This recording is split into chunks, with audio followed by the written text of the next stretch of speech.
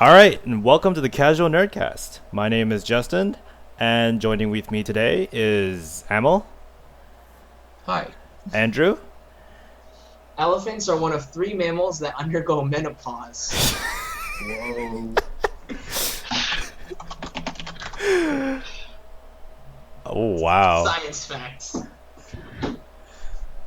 and Evan. Pigs can orgasm up to 30 minutes.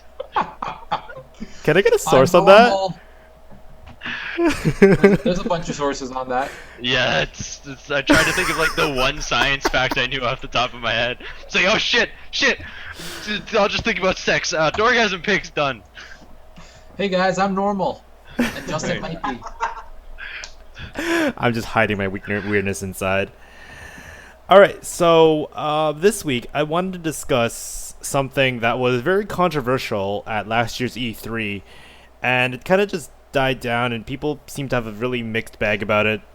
DRMs. Now, for some of your users who actually don't know what DRMs are, they're mostly so basically DRM stands for Digital Rights Management. So you're basically buying media digitally online and having access to it using basically a third-party software, and that's how you can access. What is that? Oh, that is Evan has just provided me the source. Thank you for that source for the pigs orgasming. Because Reddit is the best source for science facts. Sorry. All right. I'm sorry. Keep going.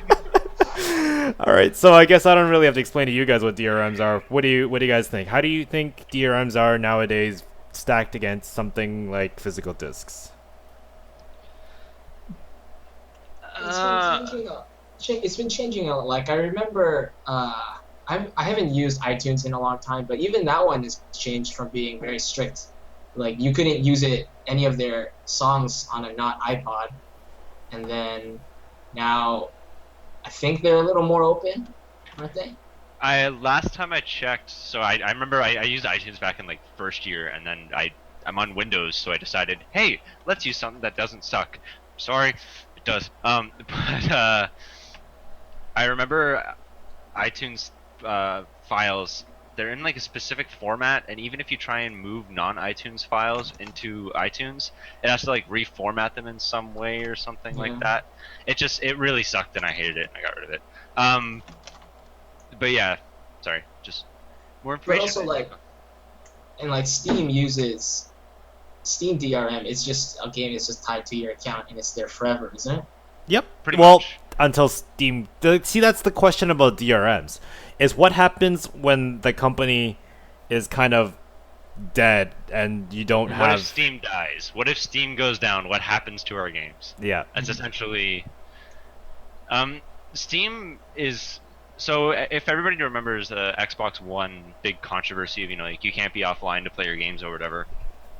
So Steam does have a version of that, but it's for something silly like a month, right? So personally, what I think would probably happen is Steam were ever to die, I think it would just increase the limit to infinite, right? Like I mean, the DRM that Steam has placed on your account is very, very minimal compared to, I don't know if everybody remembers Spore, that huge controversy. I forget what the software was called, but it only allowed you to install Spore 3 times on a computer. Oh god. And then your game was gone forever. Right? So Steam is very, very minimal in comparison to other versions. And then but the other thing too is that are we just talking about physical versus DRM or physical versus digital? Because there's also websites like Good Old Games, right? Yeah. Where Good Old Games it's literally when you buy a game there, they give you the install file. They just hand it to you, and there's no DRM on it whatsoever. It's nothing. It's just the install file. They basically you can mount it to you can put it on a CD or DVD, I guess. Whatever you want, you can put it on it and it'll work fine. Yeah. Right.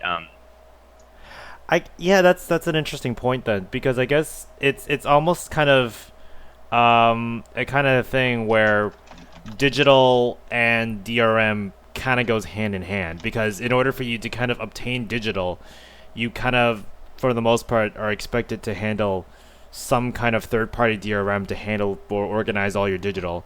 So I guess we can start with DRM and then maybe move into digital to see like I was more so just pointing out that there is another option out there, right? right. But yeah, sorry, I kind of sidetracked a little bit. It's Yeah. what I do. It's what I do. Makes sense. So yeah, what are your opinions on DRM, and do you think Microsoft, say for instance, kind of backing out and going back to just what they had originally? Sorry, going back to like what the back, well, even further back, I'd say to basically what the 360 standard is with buying physical copies. Do you think that was a good move on the Microsoft's part? I think they definitely did save face there. Can you guys hear me okay now? Yep. Mhm. Okay. Yep. I think they definitely did do that, and they did. They did save face by doing that. And for all we know, that is a better course of action, because there are people who like offline play. They want to keep their games to themselves. They want to buy the console. They want to buy a game. They want to play it. So it takes a bit away from Microsoft's end of the experience, where they can't interconnect everything because the internet becomes optional. But I believe it was a good move on their part.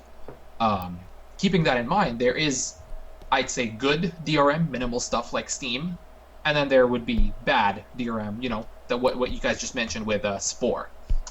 I don't have personal experience with that, but based on what you said and based off of what I've read, it was a nightmare. See, it's actually more oh, go for it, Evan. more recent examples of really really bad DRM would be Ubisoft and their attempts to have like online, only online Assassin's Creeds and stuff like that. Just for people who may not have played Spore or whatever. Sorry, go Justin.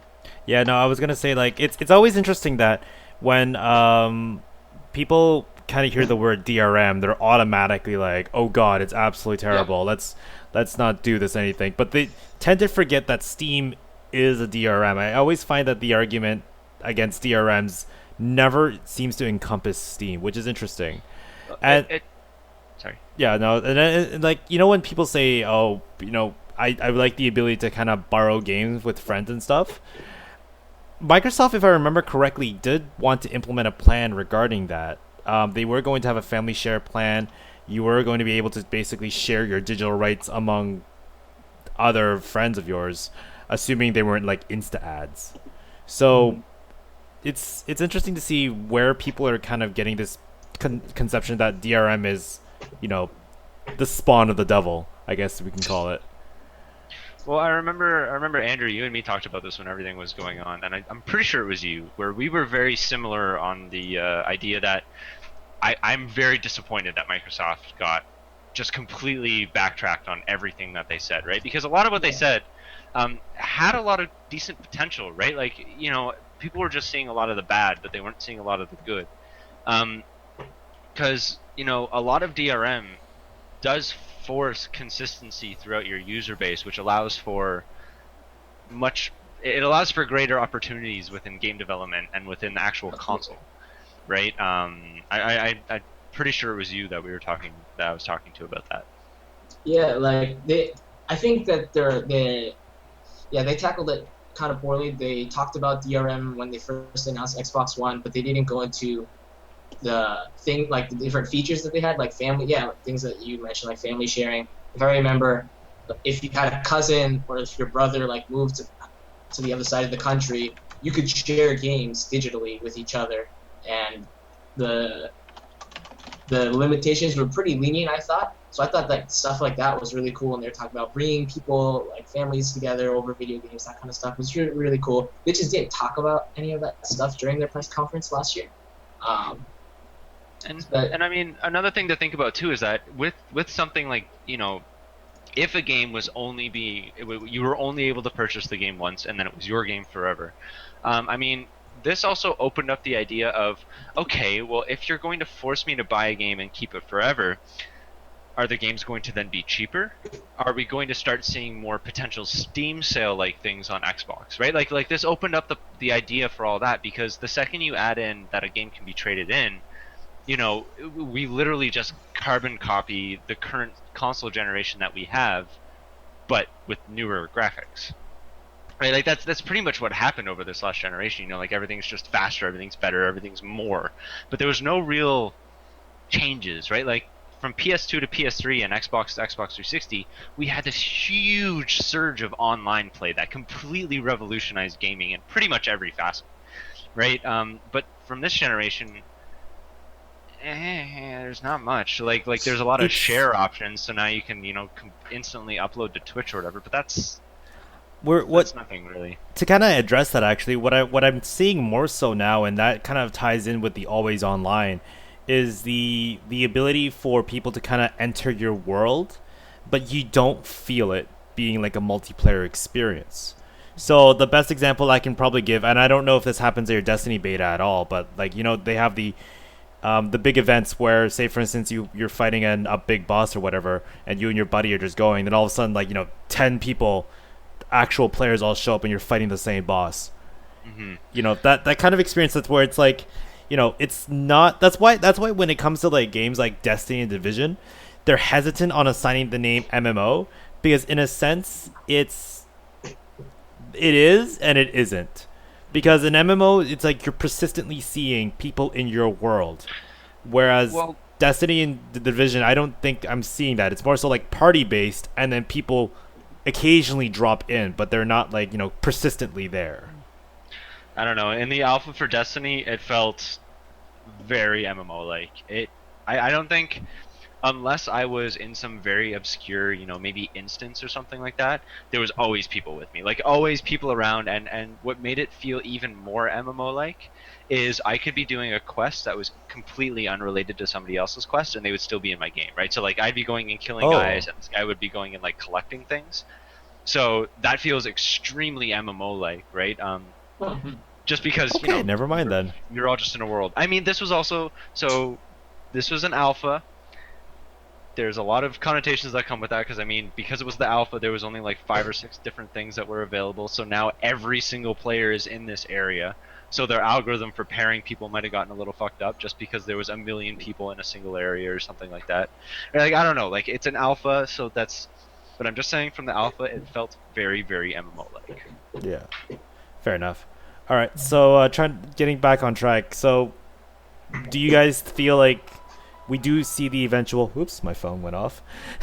Do we see the eventual fade away of physical discs? Isn't it already happening? Is it?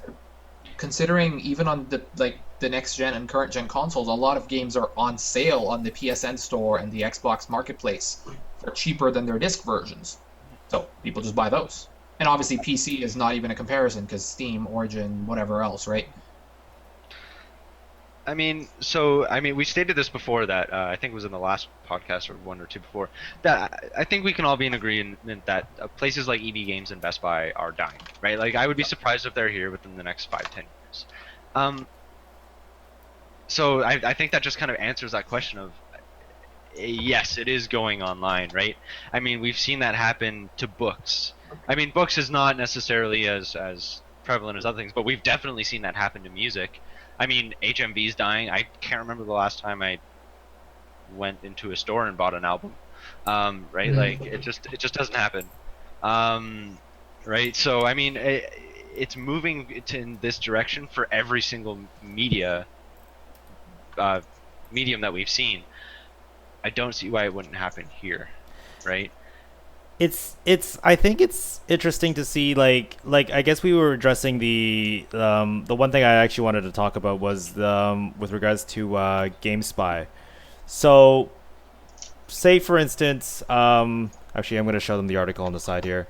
So basically, Gamespy was shutting down around this article is written April 3rd. Multiplayer servers were shut down on May 31st. So that put a lot of the games that relied on Gamespy servers to be kind of like, the multiplayer more or less to be dead, because, that's where everyone went to the game servers used to connect online, and there's a lot of controversy regarding that, because a lot of games, were mostly online based, and they just kind of died. And there's games like, these are big games we're talking here too. Like, we're talking like Borderlands, Red Dead Redemption, and I don't know what the casualty list is with regards to how many games were actually screwed over. But it's something that's scary because you see how the developers react to it, and you see how all the other companies around just kind of see like what happens. Like for instance, I remember reading Command and Conquer. Basically I believe their online was scrapped completely, and what actually happened was a community got together and made, I believe, Command and Conquer Online, which is basically a list of servers where you could actually play like a short list, like the favorites like Generals, Red Alert 2, so that you can play it online again.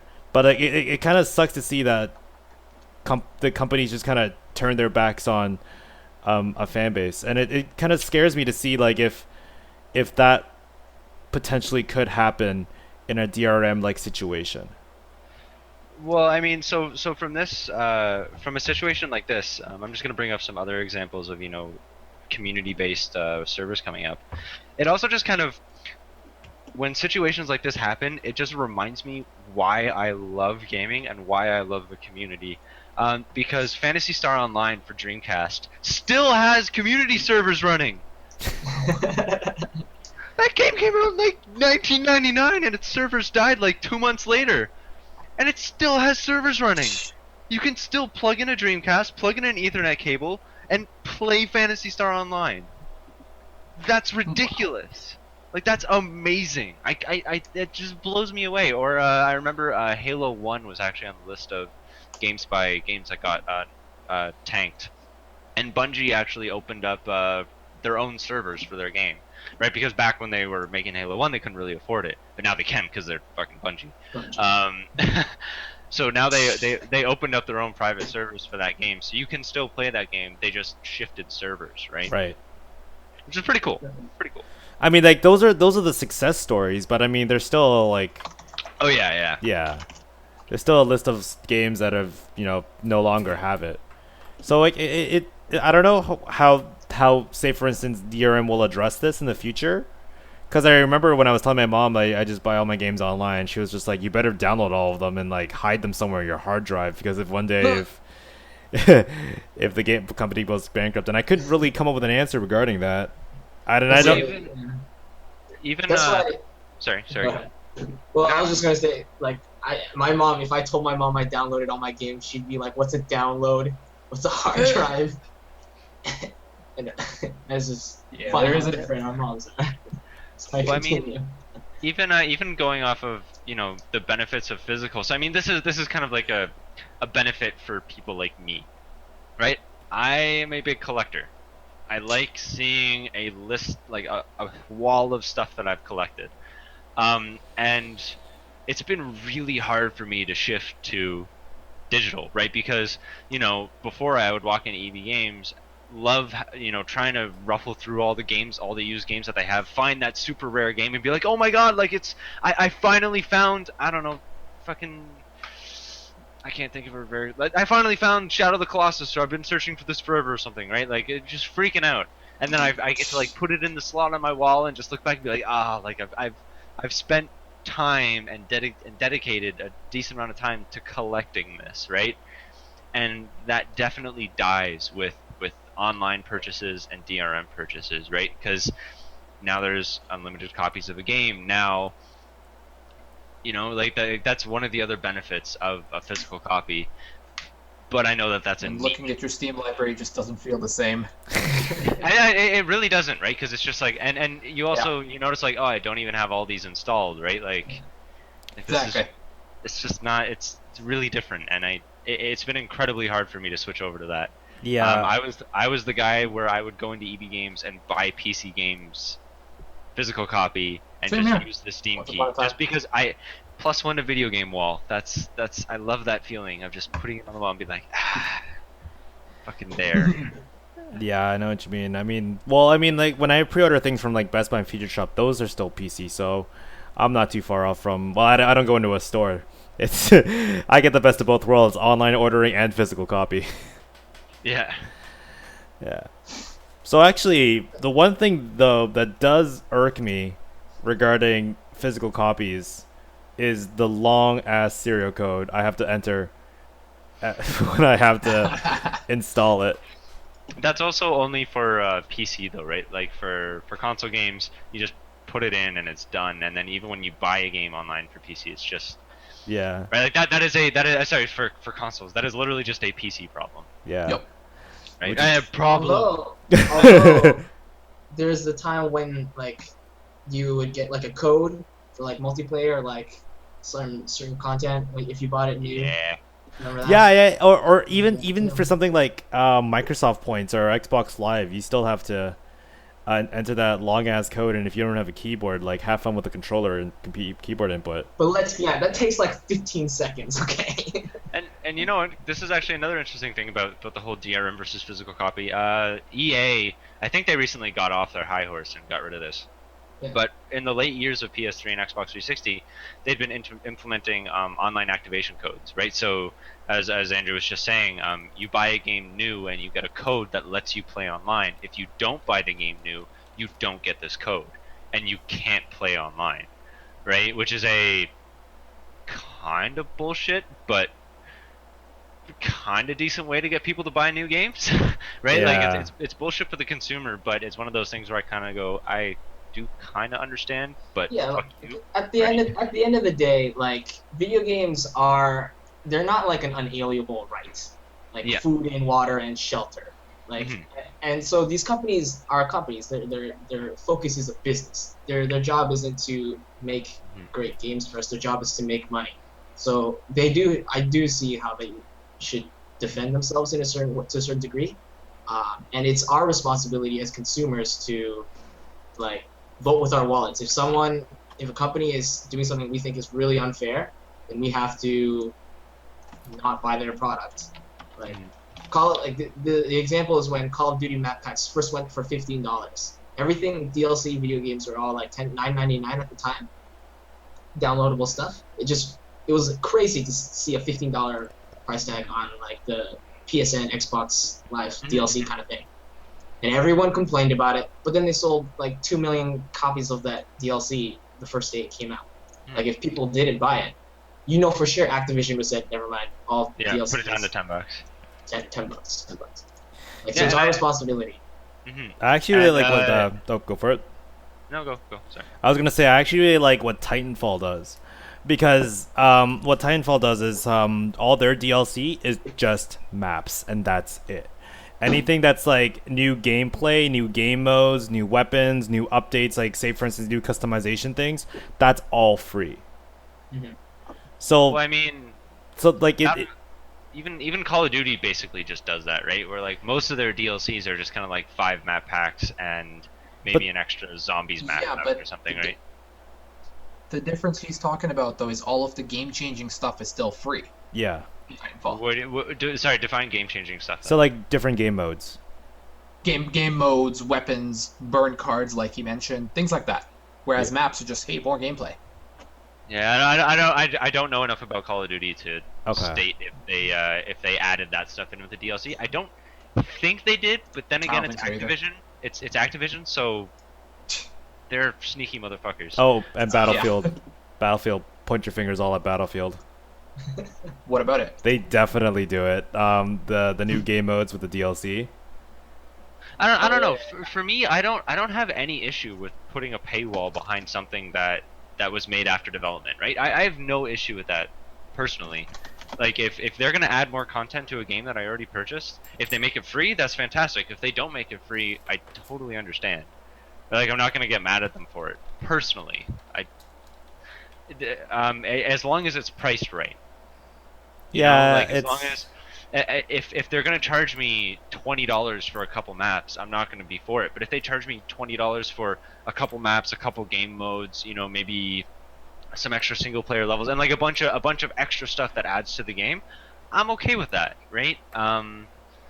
DLC has become one of those necessary evils at this point because game companies just don't necessarily make enough right now. There's a big, asterisk there saying, like small game companies that try to make big games, like 38 Studios or whatever, that just got like fucked in the anus. I don't know, there's pros and cons to it, and I think it is becoming a necessary evil though. I don't think there's much we can do to stop DLC with like that kind of DLC. Yeah, I don't know. I miss the days where you know, they used to be called expansion packs. And you know, the addition to it was a lot heftier than it was before. I mean, like, but then those expansion packs also cost $40, $50, $60. They were full price games. yeah. Right. Well, now you're spending $10, $15, $20, and you're getting less content, but you're getting it more frequently. And I mean, also, if you're gonna bring up like, you know, I miss the days of expansion packs. Do you also miss the days where you had no internet connection to the people that you were playing with, and games came out a lot less frequently? And like it's just because of the way that games development has moved. It's just like we said last week. Games are generally, you know, sealed and packaged and shipped 2 months before the actual release date, or a month, 2 months, whatever, before the release date. So a lot of day one DLC is actually designed by developers who are just sitting around doing nothing. Right. Like they're just sitting around twiddling their thumbs, and the manager just goes, "Well, okay, we'll make some more maps, make some more stuff. We'll sell it for $10 on the launch date or whatever." Right. Yeah. It's just because it's a great way of gaining more revenue, and if a game's good enough, I'm gonna buy the DLC, right? Like, if the game makes me want to play more, I have no problems giving the developer more money and getting more content. But if the game's not good, I'm not gonna do that, right? Like, if the game's shit, I won't buy the content. If the game's good, I will buy the content. Right? Makes sense. Right. I guess it's also the fact that now that internet has improved, that we're able to set up like a more digital like delivery system in smaller portions, whereas, you know, before it was easier just to package everything in one thing. Because I don't think back in the day updates were as frequent as they are now. They were near non-existent because games at that point, games pretty much had to launch in a perfect state, and any bugs that were in the game were kind of stuck there, right? Yeah. I mean, just a couple. I think like 2 days ago, there was a new bug found in Legend of Zelda where you could shoot arrows without actually having the bow out. Which Legend of Zelda? Ocarina of Time. Huh. Speedrunners have been using it like crazy now. But yeah, so I mean, there is a downside to that now, where games start to be released in a little bit more of a broken state and kind of fixed later.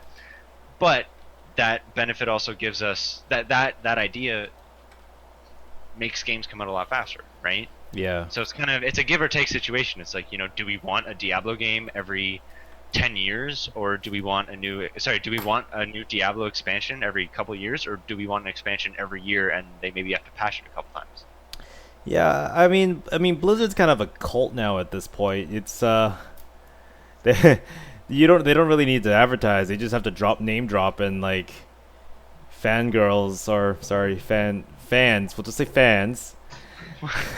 I mean, there are fanboys and girls. Very extreme cases of people who are very, very huge fans of Blizzard. You get that with every company, though. I mean, like, the second Valve announces Half-Life 3, we're all just gonna go apeshit insane. And yeah, that was interesting technical difficulty. Hopefully we can resolve that. But until then, we're back at least. Everyone is still alive and well. Has anyone morphed into a different body part, or has someone morphed into, you know, grown anything out of the ordinary? Nope. Everyone's still who they should be? Yep. Is Evan possessed by some demon that we're not aware about right now? I'm sure we're aware with it. I don't know I'm convinced Evan is possessed by something at all times. Kind of. Yeah, I'd buy it too. All right, so I think we should just wrap up the DRM physical disc kind of discussion. What do you guys think about the transition to DRM, and what are your final thoughts on it?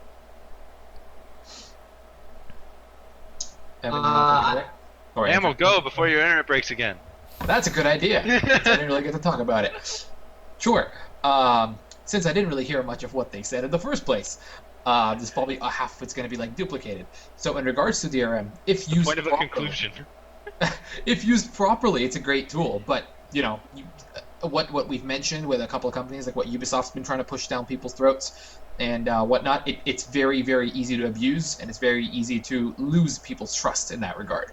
So it's definitely something that should not be abused as such, as we all mentioned in the details previously. But there's no real way to really stop it. Yeah, wait, is Andrew lagging? He's just got that great smile on. It's a fantastic smile.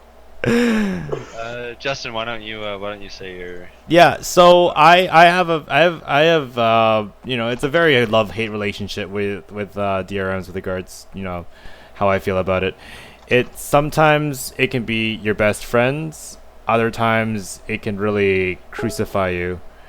And I'm seeing that it's, you know, headed in the right direction for the most part. Well, some of it. I absolutely hate the fact that Uplay makes you kind of have to exist, and it also needs to do it through Steam as well. So it's like, why is there double DRM? And then there's the issue with DRM fragmentation when you have it on one DRM system, and you know you have to go between different DRMs. You know that gets annoying. So I enjoy having the physical disc there, but sometimes it itself even requires DRM. So it's definitely inevitable. But I mean, I'm seeing a bright future with it. I'm seeing at least the fading of hopefully what appears to be product keys. Basically simplifying the installation process. So, you know, I hope to see DRMs perfected and to kind of address the issues of, you know, current DRM have right now. And well, I will miss those physical discs. I do agree. Yeah, I definitely, I kind of agree with all you guys. It's dangerous. There's a lot of really bad places it can go. But I also want to point out, you know, good old games, as I did before. Like, it's a website that, you know, gives no DRM for the most part. I mean, technically it is managing your digital rights by giving you a copy, blah, blah, blah. But it has relatively no DRM. And I think something like that is really where I want to see this going, right? Because DRM, in the end, is something that they want to reduce piracy, right? It was just something that we didn't really mention. And it's kind of blatantly almost been proven that piracy is not something that you can stop.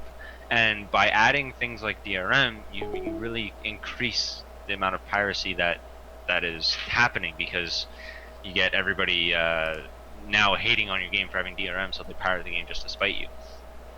So I think I'm sad to say I think it's where everything's heading. I wish it wasn't. I'm gonna miss adding games to my wall collection, but I guess I'm shit out of luck here. Fortunate. Oh, he has made his return. He's back. Back Just hold up. again. Andrew's back. Woo!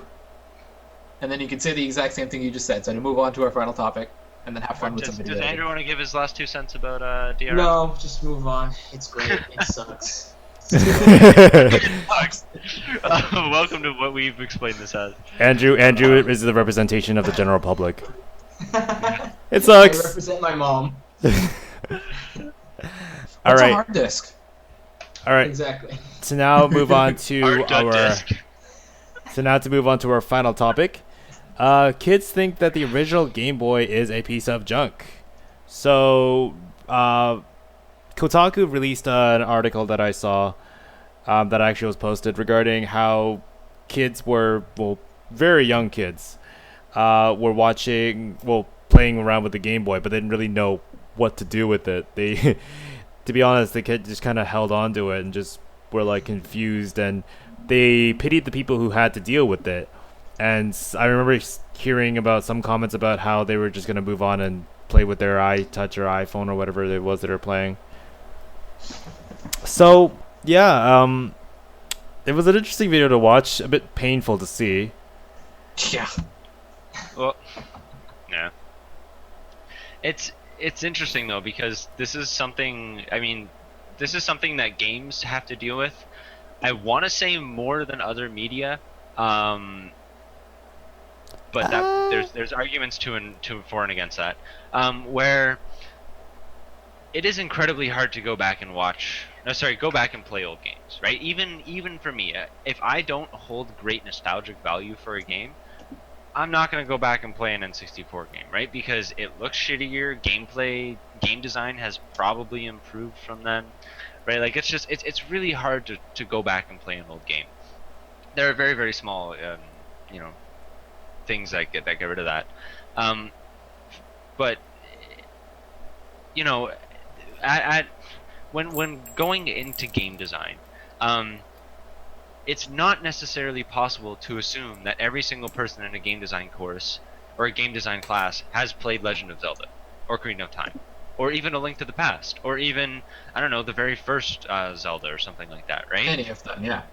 But going into a movie course, it is very, very easy to assume that every single person has seen, knows about, or is very knowledgeable about, say, like the original King Kong, or it's something that every single movie buff or movie person who is knowledgeable about movies has probably seen those very classic movies, right? That are now obsolete by and lack of a better word.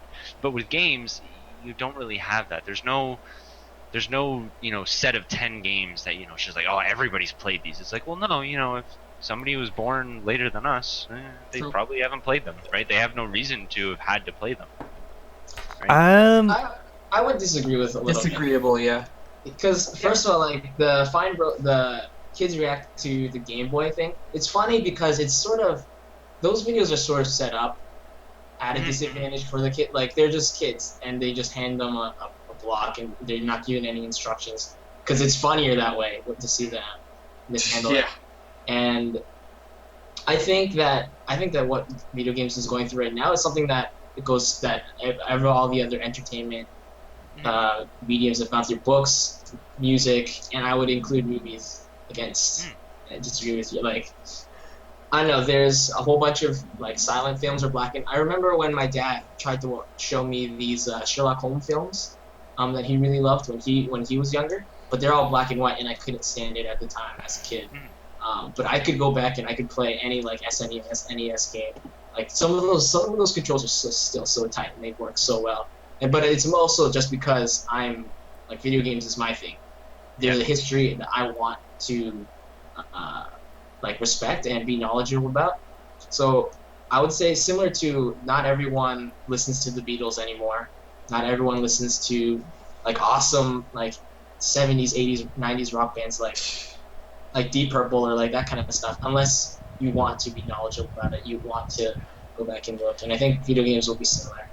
But I question this. So in 10 years, do you think people in our situations, people our age in 10 years, will be... Do you think that video games will have the same idea as movies, TV, or books, where somebody who loves books is going to be constantly I don't really know books, so I'm going to go with what I know. They're going to be referencing Lord of the Rings books as like, great classics, or Tale of Two Cities as great classics. Do you think that people in 10 years will be referencing Mega Man 1, Ocarina of Time as great classics? Or do you think that those games will potentially kind of die out and they'll start to reference, oh god, I'm trying to do math and figure out what they will be referencing. Will they be referencing, Modern Warfare 1? Will they be referencing Halo 2? Will they be referencing a completely different set of games, and will the old games be lost due to the fact that they're somewhat unplayable for new players? I actually encountered this exact scenario. What actually happened was I was looking into Rainbow Six, and I was really looking forward to Patriots, and then it got Siege, and then I was looking for a game that was a bit more tactical, that wasn't as action packed. I mean, like, yes, it is tactical, but it's not exactly as tactical as it used to be. I mean, when people make the comparison, they say Ghost Recon turned into Rainbow Six, and Rainbow Six turned into Call of Duty. That seems to be what the transition was when people say it, and I was just like, I don't understand why they really say that. Like, how what were these core what were the series, what was the series really about? And I actually got wind that I believe it was Rainbow Six Gold. I'm not sure which one it was, but you were actually able to manage like 2 or 3 different squads at the same time and kind of coordinate an assault. They could be on like different sides of the building, but you can kind of like let them know AI wise, where to go to stage Alpha, Bravo, whatever, etc. And like that's something you will never find anywhere else at this point, as far as I'm aware. I mean, the closest thing I could think of was XCOM, but I mean that's even a far stretch. And it's just it was really interesting to see where game developers got their idea, like what they were thinking about at that time. And it was a completely different experience for me, and I was thinking to myself, like, why isn't this perfected? Why have they all gone down to like just the first person view with just your 2 squad members? Yes, it is easier to manage, but now you're neglecting your hardcore Rainbow Six fans that used to appreciate this a long time ago. So for me, I actually went backwards to kind of investigate. For some reason, it's just that the more hardcore elements of games nowadays seems to have diluted into a much more straightforward action-packed. And sometimes maybe you do want to spend like 30 minutes to an hour planning before you even start the damn mission. If you want to do that, play Divinity Original Sin. That was my plug. Keep going. I will definitely check that out. That's definitely something that but yeah, you see what I mean? Like, games nowadays seem to be a lot more based on action-packed rather than the strategic planning before a mission. And that's something I tend to really miss about a game. And that's why like it was really interesting to kind of play the Rainbow Six. Like it was very complicated. I probably understand now why they scrapped it and didn't really bother with it, because it's kind of hard to orchestrate everything together. But there was real potential that they could have done with regards to that, and I really miss that they did I like the Rainbow Six Siege brought back like a planning stage, but that's more so graphical and multiplayer only, unless Siege eventually has AI coordinated, so you split your guys up and tell them coordinate stuff like here and here. But for the most part, I do believe that like it's games with older value, I mean, it really depends. Halo 2 or Modern Warfare, they were controversial at the time because they were groundbreaking, but they now what they've done has become a standard almost. So I don't see those games probably being remembered in comparison to something like games that done things differently and no one has yet, I guess. Well, I mean, so even just going off of that point, I love games, like fucking a lot, and I went back maybe a year or 2 ago and tried to play Half-Life 1. I couldn't do it. I could not do it because to me, I never played that game before. I played Half-Life 2 was my first entrance into the Half-Life series, and to me as a player who has been playing games for, I guess at that point, like 12 years after Half-Life was released, I had played a ton of games that have now copied what Half-Life has done, potentially done it better, and like now all that stuff was old to me, right? Which is interesting, and I kind of hate that about myself, but it's interesting, right? Yeah, it's definitely interesting because like there's a difference between games that like that's why I'm trying to make the difference here is that there are games that are pioneer to the current generation of genre, and then there are games that are so different that you almost want to revisit them and see how they've kind of behaved, if that's the kind of direction I want to head into. Like, I guess that's fair. Yeah, I mean, like I was watching an interview, and it was basically the original XCOM developer was talking to the Firaxis XCOM Enemy Unknown guys, and like the Firaxis the original developer was like, you guys did a good job, making like a remake of XCOM, and the guy was just like, oh, sigh of relief, because when he played XCOM there was a lot of differences. I remember that actually. If I forget which XCOM it was, a friend of mine was telling me about it. You could actually send like 2 or 3 squads like to different mission locations, if I remember correctly.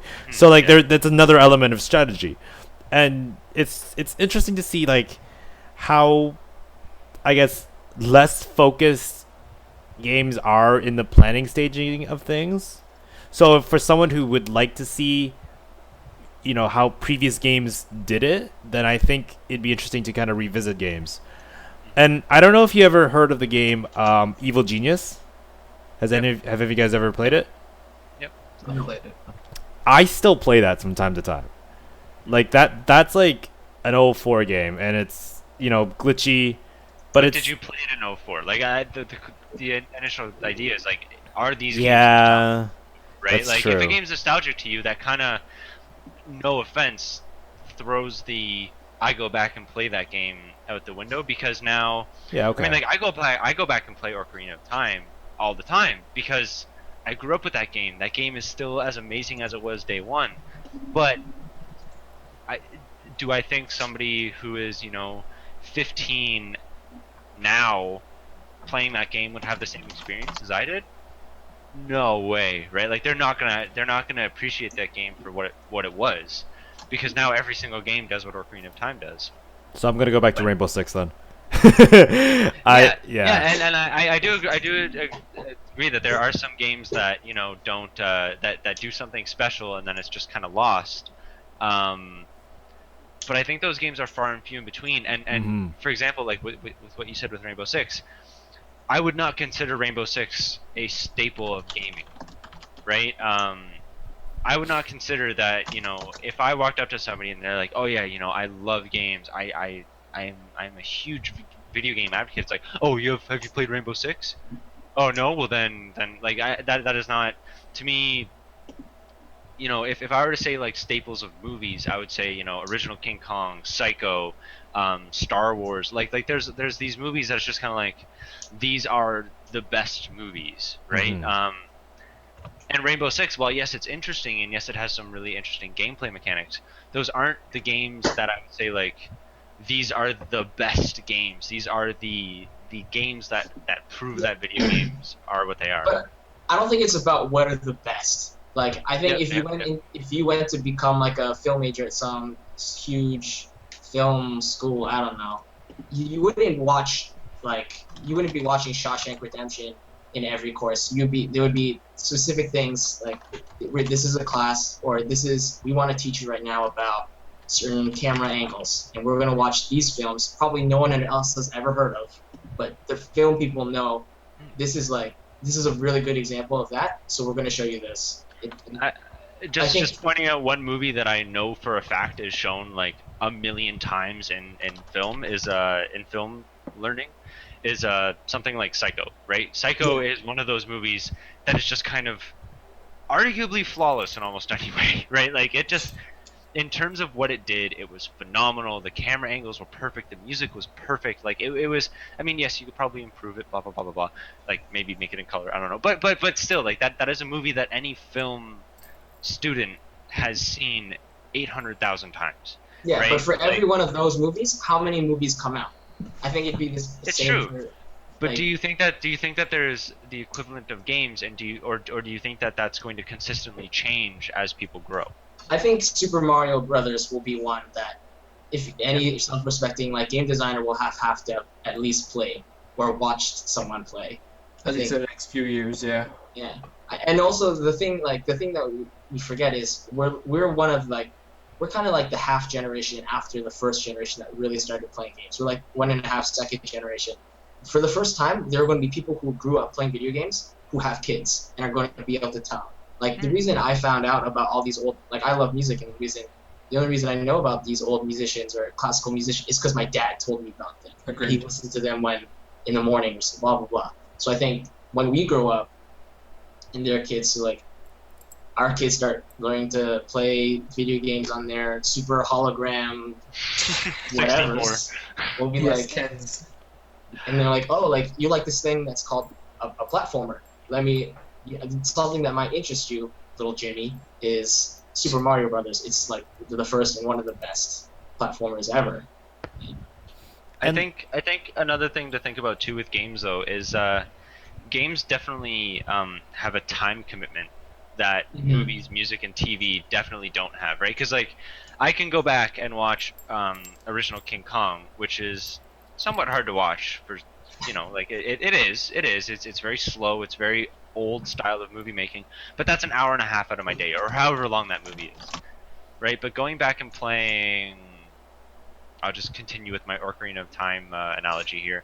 Going back and playing Ocarina of Time, it's a pretty significant amount of time that I have to commit to that game. That is multiple play times of that I have to sit and play that game, right? Yeah, but Evan, isn't that like watching an old show, like watching original Doctor Who versus the remake, for example? Because you're watching in episodes or you're playing in episodes if you want the full story, if you want the full experience.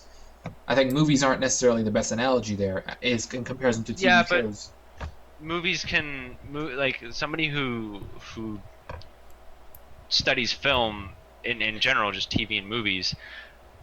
I don't know if this is 100% true, but I would assume there's a lot of similarities between movie and TV. It's just somewhat differences between budget, right? I mean, in regards to the story and the experience, though. For example, another thing you could look at would be Cosmos, the Carl Sagan version versus Neil deGrasse Tyson version. Your dad would probably go like, "Oh, you gotta watch the original one. It's so much better." I haven't seen either, by the way. Yeah, I don't even know what that is. Okay, well, then don't worry about it. But either way, it's a continuation. A movie is just 2-hour time commitment, as you're saying. But if you're sitting down and you're watching a full show from start to end, that's many, many more hours. Just like a video game, you can't get the full Ocarina of Time experience in 2 hours, but you can't also get the full Arrow Season 1 experience in 2 hours either, right? Mm-hmm. That's why I'm saying maybe a better comparison between the two, because one's a passive form of media, the other's an active form of media, would be TV shows versus games. That way you can see which has aged well over ages, basically, because I'm sure there's a few classic TV shows too. Mm-hmm. That's what I'm getting at, because we keep going back to classic movies, but the medium of entertainment is so different in that regard. Yeah. Versus, right? Yeah, that's what I mean.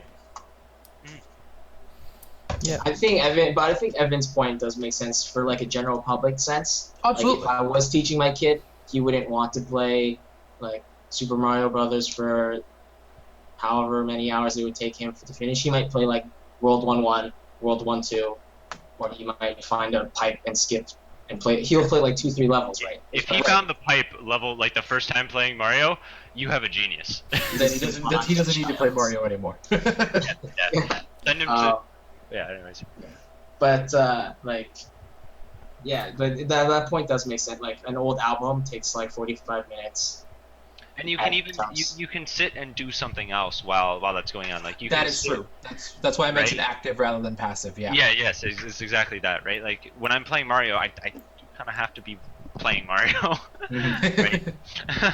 Yeah, and I think arguably the one game that probably should be kind of, I think it's interesting because I actually heard someone tell me that basically when you start playing any game, you always get prompted with game tutorials or like the basic training game, and it's just like you feel like a complete dumbass because it's like telling you like the most obvious things of all time, and then you get something like a game like Portal or Portal 2 where the training in the tutorial is kind of like the way they kind of guide you through it is a lot more subtle than. It doesn't feel like a tutorial. Yeah, it does not feel like a tutorial. Or it's super not subtle, but just really funny. Yeah. Man, I actually. So it does both very well. And I think like the game, there's a lot that it does well, like, and I think that's one thing that should be like a staple because it really provokes the mind to kind of think creatively, and I very few games have made me done this. What about the fact that because you're talking about repetition and making the player feel like an idiot? What if a player's played, for example, Bayonetta, and then they start playing Metal Gear Rising, which are very similar in terms of gameplay, and they have an option to just skip tutorial? What about something like that? That's kind of like based on the user expectation, right? It's I think you still. Oh, go for it, Evan. I think one of the things that I mentioned as well is the idea that game design students potentially might not have a set list of games to kind of fall back on as Sure. like the classic games, and I think as a game design student, as a person who's interested in game design in general, I don't think you should ever really skip a tutorial, just because even if you play through a bad tutorial, you learn something about a bad tutorial, right? I agree. Yeah. I don't know. That's just my 2 cents on skipping Yeah, no. tutorials. I actually I'm actually just interested in game design as well, and I for that reason I actually bought the Bureau XCOM Declassified. We know. It's when we laugh at you.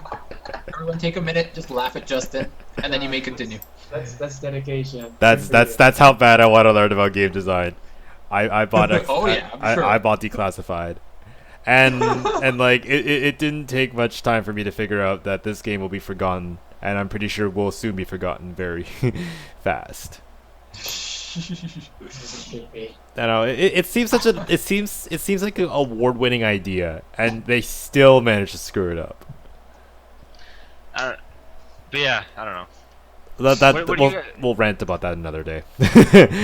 But anyways, yes, Evan. So yeah, I guess. Do you guys? What do you guys think about? I mean, I guess in conclusion to this topic, what do you guys think about the overall idea that of what we've been talking about? I guess I don't really know how to word this properly. Right. Just aging games, like Yeah, what? It's such a weird topic to kind of sum up in Yeah. 3 words or something. Mhm. What do you guys think about it? I just realized something that I can't believe I didn't bring this up. Pac-Man. Okay. People still play that. It's a classic, and it's definitely even though it's such like a, I don't know what's the word for it. It's such an old game. People still play it, and there are iterations of it. I see Amble. That's the thing though, is that people are mostly playing the iterations. People are playing Pac-Man Championship Edition DX, or you just mentioned Tetris in the chat here. There's a bunch of versus Tetrises that appeared on Facebook not too long ago, and everybody was playing All those. people are playing now, yeah. But I don't think that people are actually playing the old school version of those, right? Like they're Yeah. playing the updated, more crazy, more ridiculous versions, right? I think. Yeah, 'cause not everyone has it. Way original. Yeah, exactly, You'd be right? Because the original Tetris was Gameboy. Yeah, With exactly. a little. Yeah, that's true. Fine Bros video and stuff. But I yeah. mean, in their defense, the only way you can play the original Tetris is in an arcade. It's true. But I mean, I'm so by original Tetris or original Pac-Man, I mean Older versions. a port of that, of no extra features, no extra levels, no online support or anything like that. Literally just No DLC. exactly, literally just Tetris, right? Mhm. And I don't really think that happens all that much. Yeah, If at all, really. Yeah. I guess it's definitely heavy in the nostalgia factor. It's basically, and I think we've alluded to this. It's to 2 different demographics, and it's more so those who either feel very nostalgic playing the most basic old version of it, or game design students. And I think those are probably the only 2 demographics I would ever try to investigate, unless there's a person out there who's really willing to be hipster and say, oh, look at me, I'm playing the original Tetris, I don't have no power-ups, no extra things, I'm just playing this stuff. Because those people will inevitably exist. Yeah. And Get 7 billion people. I'm sure there's one out there. Not that there's anything wrong with that. No, and I'm just addressing you guys as a demographic that you guys do exist, and I'm acknowledging that. But how do you guys so what about something like the Halo Master Chief Collection? And that's actually one thing we didn't bring up, that I did want to mention when we started this topic, is ROMs are definitely helping this out. The idea Yeah. of ROMs, emulators. As much as those kids were bad mouthing the Game Boy original and stuff like that, I wouldn't be surprised if a couple of them had like a Game Boy Advance emulator on the iPhone that they were going to go play and start playing something like that, right? I would not be surprised if a couple of them, right? Yeah, and I think it'd actually be really interesting to basically go back to kind of revisit, to kind of see where, you know, some of our original expressions come from. Because when they say, like, you know, it's like, say for instance, like, we always say Game Boy and stuff, right? It's just like, what was the first Game Boy like? I think another good example of, you know, do you think that people will still talk about this game in the future is something like Pokemon, right? Pokemon Red and Blue, have those games become obsolete in comparison to something like the ton of new Pokemon games that have come out, right? Right.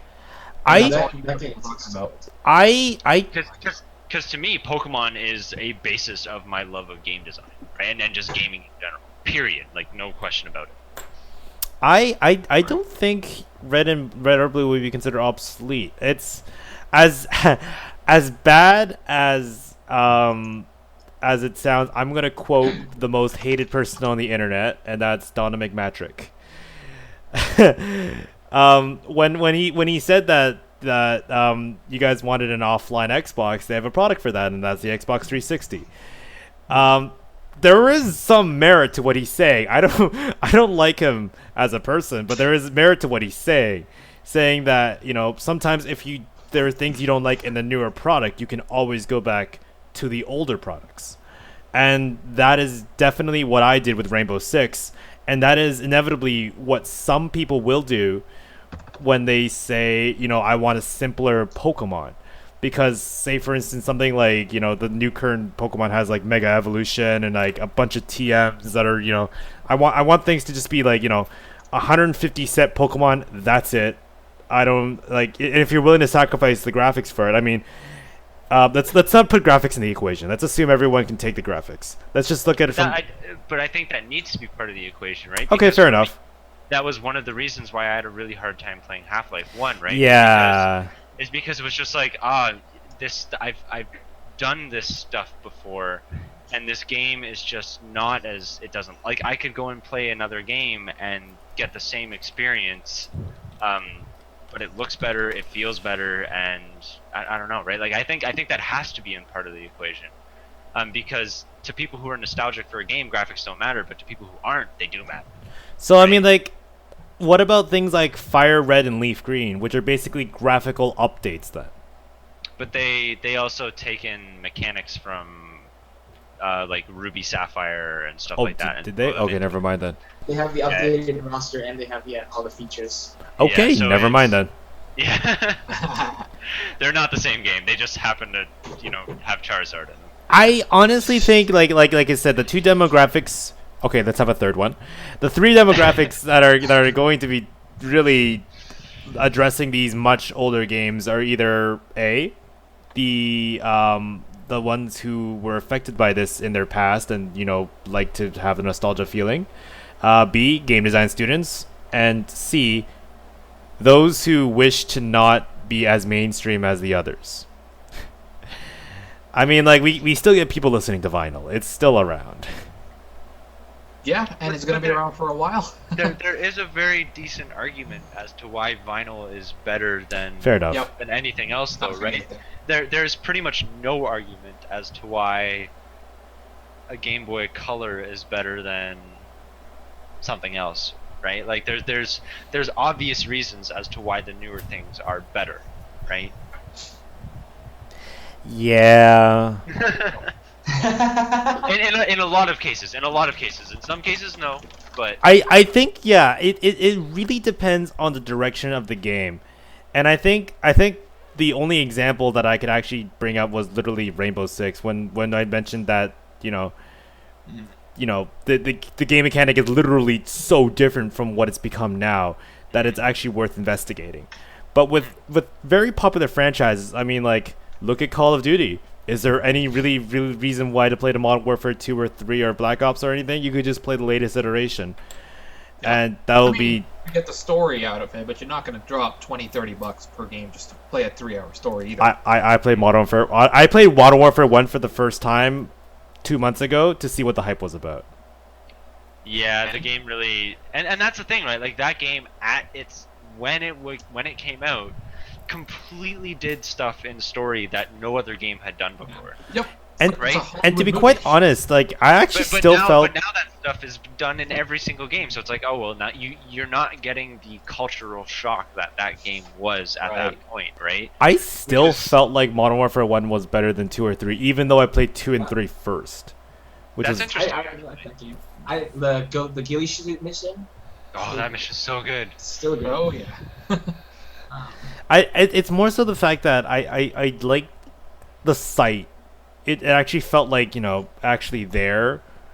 I don't know. It felt a lot closer, and you were kind of encompassing. I don't know.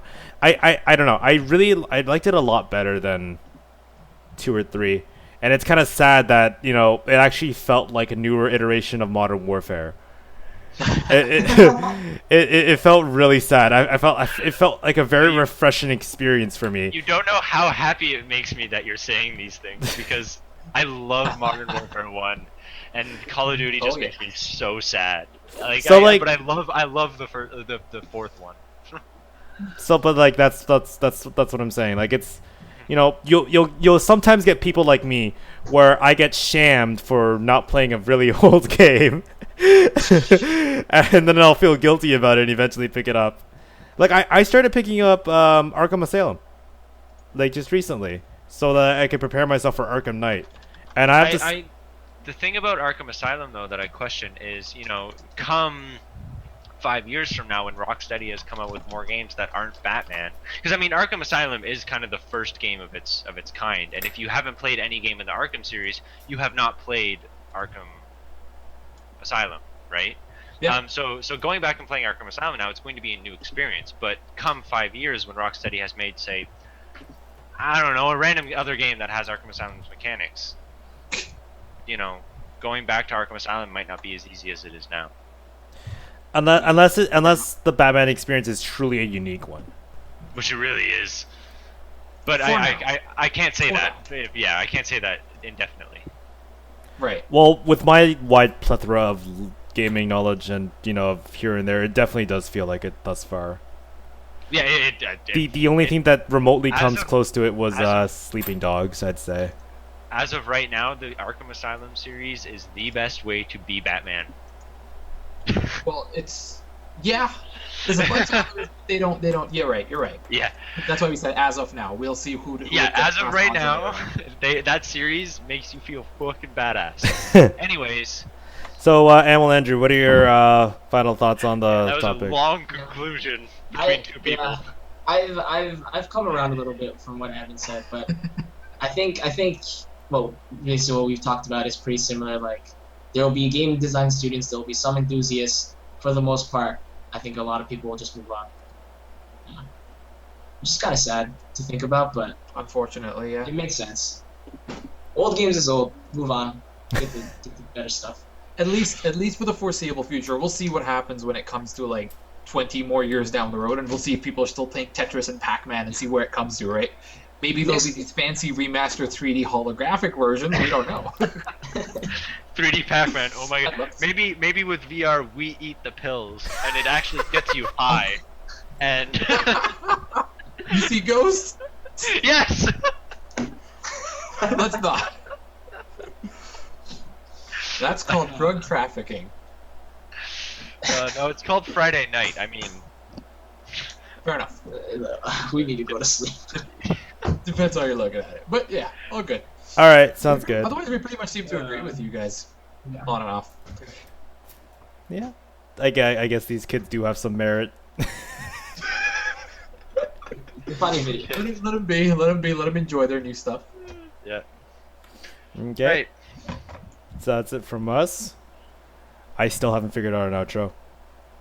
I'm That's more... gonna be our outro from now on. I haven't figured out an outro, and then it's just gonna end. Like, It'll just cut like right here. Play like part of the Seinfeld theme and just doo-doo-doo. I think we'll just say bye. Bye. Do we all have to say it at once? Can I It's like like three. can I just like moon the internet? No. Oh god! Oh god! Oh god! Inches away Not from safe stopping for- the recording. I love how he froze right when he was about. Oh, okay, no, that's just me. All right. Well, bye internet. Have a good week. Bye, internet. Bye. See you next time.